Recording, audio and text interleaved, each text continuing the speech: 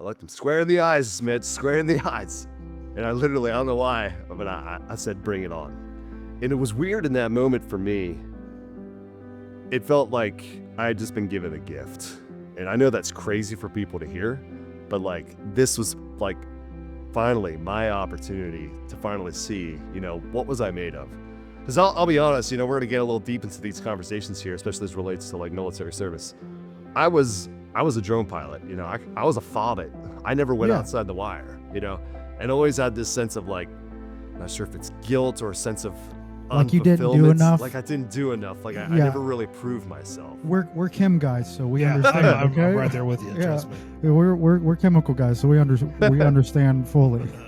Yeah. So when I was given this diagnosis, it was like this gift. It was like, all right, Steven, you want this chance to find out who you are, how strong you are. Here it is.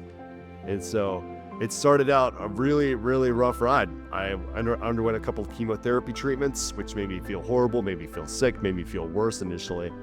But I forced myself, even though it felt impossible, to start going to the gym. And so sometimes that meant utilizing a walker and barely being able to go from one exercise station to the next exercise machine. And the class that I'm now certified as a trainer in, Les Mills Body Pump, my wife had actually introduced me to it a couple years prior to getting diagnosed with MS.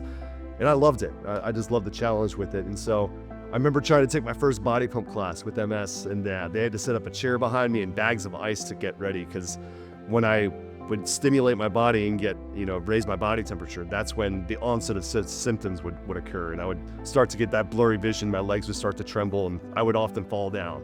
But I had that chair, and so I knew I could fall. I could fall down.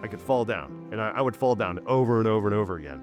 And another class that I took is called Les Mills Sprint. It's high intensity interval training on a stationary bike. I'm also an instructor for that program. And that's actually my favorite program. Reason being is, on a stationary bike, you don't have to worry about balance. Yeah. You don't have to worry about where you're going. You don't have to worry about what you can see. And so I would often have like tears streaming down my eyes taking that class, because I would lose my vision and I could barely feel my legs, but I was still moving, and I knew I was still doing something. And time and time again, I felt like a burden to people, because after the class is done, I would basically need carried out of the gym because I couldn't move anymore.